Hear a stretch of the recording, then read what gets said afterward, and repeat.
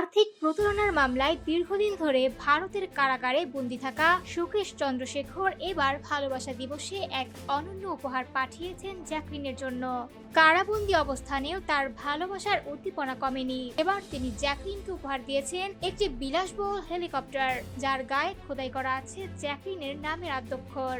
চিঠিতে সুকেশ জ্যাকলিনকে বেবি বম্মা সম্বোধন করে নিজের একাকিত্বের কথা তুলে ধরেছেন। তিনি লিখেছেন, দীর্ঘ সময় জ্যাকলিনকে না দেখার ফলে তার অবস্থা এমন যেন মরুভূমিতে হারিয়ে গেছে। তিনি উল্লেখ করেছেন, মুম্বাইয়ের যানজট এড়িয়ে যাতে জ্যাকলিন সহজে যাতায়াত করতে পারেন সেজন্য বিশেষ অন্দরসজ্জার এই হেলিকপ্টারটি কিনেছেন। সুকেশ জোর দিয়ে দাবি করেছেন, এই উপহার তিনি নিজের কষ্টার্জিত অর্থ দিয়ে কিনেছেন, কোনো অপরাধমূলক টাকার ব্যবহার হয়নি। আইনি জটিলতার কারণে জ্যাকলিনকে যে পরিস্থিতির মধ্য দিয়ে যেতে হচ্ছে তার জন্য তিনি ক্ষমা চেয়েছেন। চিঠিতে লিখেছেন, দূরত্ব থাকলেও আমাদের প্রেম সেতুর মতো কাজ করছে। আমার কারণে তোমাকে যা সহ্য করতে হচ্ছে তা তোমার প্রাপ্য ছিল না।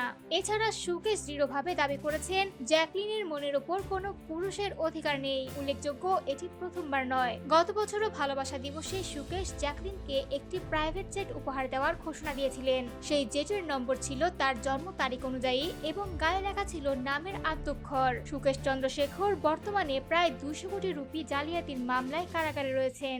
যদিও জ্যাকলিন বারবার প্রেমের সম্পর্ক অস্বীকার করেছেন, নিয়মিত জেল থেকে চিঠি ও দামি উপহার পাঠিয়ে সংবাদ শিরোনামে রয়েছেন।